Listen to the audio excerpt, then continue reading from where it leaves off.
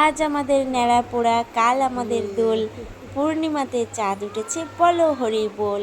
Hello বন্ধুরা, কেমন আছো সবাই? আশা করছি সবাই ভালো আছো, আমরাও সবাই ভালো আছি। তো ন্যাড়াপোড়া থেকে পুরো দোলের ব্লগটা আমি তোমাদের সাথে শেয়ার করছি। একটা মিনি ব্লগ তো তোমরা দেখেছো, তো ফুল ব্লগটা তোমাদের সাথে শেয়ার করা হয়নি, তো সেটাই শেয়ার করার জন্য চলে এলাম। তো ন্যাড়াপোড়া তোমরা দেখলে, তারপরে এই যে পরের দিনকারে সকালবেলা দোলের দিন, হোলির দিন সকালবেলা আমরা যে মামার আমি ঠাকুর ঘরে পুজো দিচ্ছি, ঠাকুরের পুজো দিয়ে তারপরে তো দোল খেলতে হবে। তো ঠাকুরকে পুজো দিচ্ছিলাম, তো পুজো দেওয়ার পর আমরা সবাই রং খেললাম। Happy Holi, happy Holi, happy Holi, happy Holi,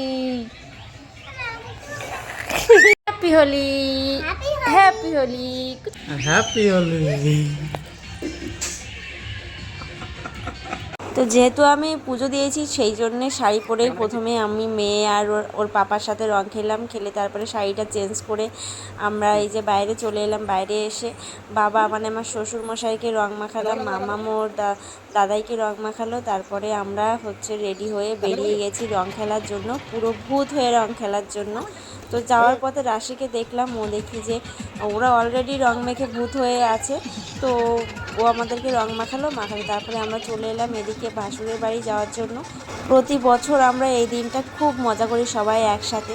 বিয়ের আগেও তো ভীষণ মজা হতো, তো বিয়ের পরেও সেই মজাটা রয়েই গেছে, যেহেতু একই পাড়ায় আমার বাপের বাড়ি, শ্বশুর বাড়ি, ভাসুরের বাড়ি সবই এক জায়গায় কাছাকাছি, তো সেই জন্য মজাটা একটু বেশিই হয়।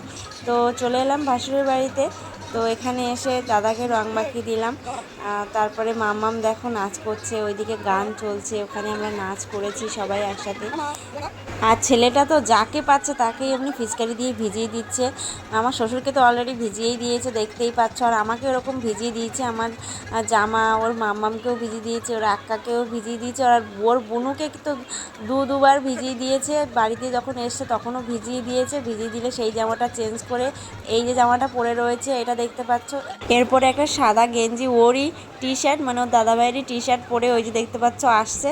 দেখেই বোঝা যাচ্ছে টি শার্টটা ওর গায়ে কতটা বড় হয়ে গেছে। তো ওই সাদা টি শার্টটা পরে ও বেরিয়ে গেছে রং খেলার জন্য। তো ওইটাও ও পুরো ভূত হয়ে যাবে রং মেখে লাস্ট পর্যন্ত, এখন তো বোঝাই যাচ্ছে না কিছু। তো এবার চললাম হচ্ছে বাপের বাড়ির দিকে। আর এই রাস্তাটা মানে কি বলবো, এই রাস্তাটা দিয়েই আমরা প্রতি বছর সেই একই রাস্তা, একই লোকজন, প্রতি বছর আমরা সব রং খেলি।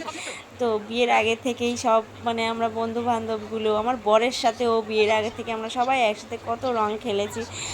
তো এবছরও সেই কথাগুলো মনে পড়ছিল।